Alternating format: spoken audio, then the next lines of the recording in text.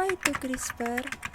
Yaitu kepanjangan dari Clustered Regularly Interspecial Palindromic Repeats atau disebut juga CRISPR-Cas9, merupakan teknologi pengubah gen di pandu RNA. CRISPR pertama kali ditemukan pada E. coli. Para peneliti mengamati pola yang unik pada gen bakteri tersebut. Pada bakteri ini, terjadi pada sekuens DNA yang berulang-ulang dengan sekuens yang berbeda di antara pengulangan. Hal yang mereka anggap unik ini kemudian disebut dengan CRISPR. CRISPR sejatinya merupakan bagian dari sistem defensif bakteri, di mana ia akan menyimpan bagian dari materi genetik virus tersebut untuk dikenali apabila virus tersebut kembali menyerang di lain waktu, dan juga untuk mempertahankan diri melawan virus tersebut. Pada pertahanan sekunder bakteri, terdapat suatu kelompok enzim yang disebut Cas atau CRISPR-associated proteins yang dapat memotong DNA dan membuang virus-virus yang menginvasi. Ada banyak jenis enzim Cas, dan yang paling dikenal adalah enzim Cas9. Bagaimana prinsip CRISPR?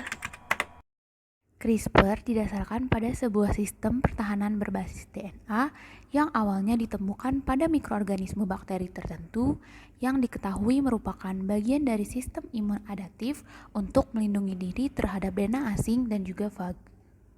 Lalu, bagaimana dengan mekanisme CRISPR? Jadi mekanismenya secara singkat, pertama-tama para ilmuwan akan mengidentifikasi urutan genom manusia yang menyebabkan adanya masalah kesehatan, yang kemudian mereka akan membuat RNA pemandu khusus untuk mengenali bentangan dari A, T, G, dan C tertentu dalam suatu DNA. Nah, RNA pemandu ini akan dilekatkan pada enzim pemotong DNA Cas9 yang kemudian kompleks tersebut akan dimasukkan ke dalam sel target. Nah, enzim ini akan menemukan urutan huruf target dan memotong DNA.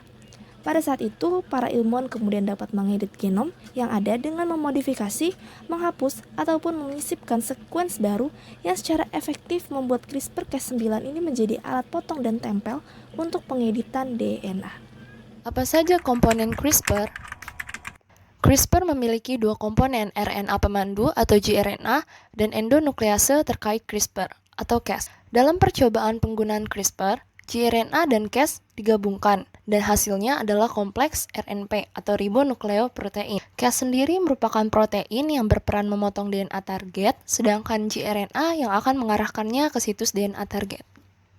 Di alam, gRNA terbuat dari dua bagian RNA yang terpisah, yaitu CRISPR-RNA atau cRNA dan transaktivasi CRISPR-RNA atau tracer RNA. cRNA ini memiliki panjang 18-20 base pair dan berikatan dengan urutan target DNA. Tracer RNA bertindak sebagai struktur tempat interaksi cRNA Cas9 dapat berlangsung. Di alam, gRNA ini merupakan molekul dupleks, seperti yang tertera pada gambar, di mana cRNA dan tracer RNA ini digabungkan menjadi satu. Secara sintetis, gRNA ini dapat diproduksi dengan dua molekul yang dihubungkan oleh loop penghubung. Nantinya ini disebut sebagai RNA paduan tunggal atau sgRNA. Nah, pada gambar juga dapat dilihat bahwa terdapat gRNA yang merupakan gabungan dari cRNA dan tracer RNA, lalu juga ada pump site dan pastinya ada target DNA.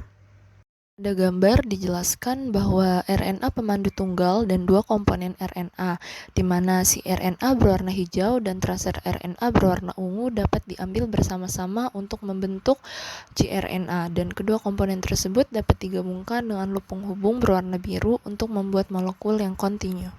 Berikut adalah gambar Cas9, yaitu pilihan protein Cas yang populer. Cas9 berasal dari Streptococcus pyogenes, di mana gRNA menemukan situs target dan dapat berikatan dengan DNA.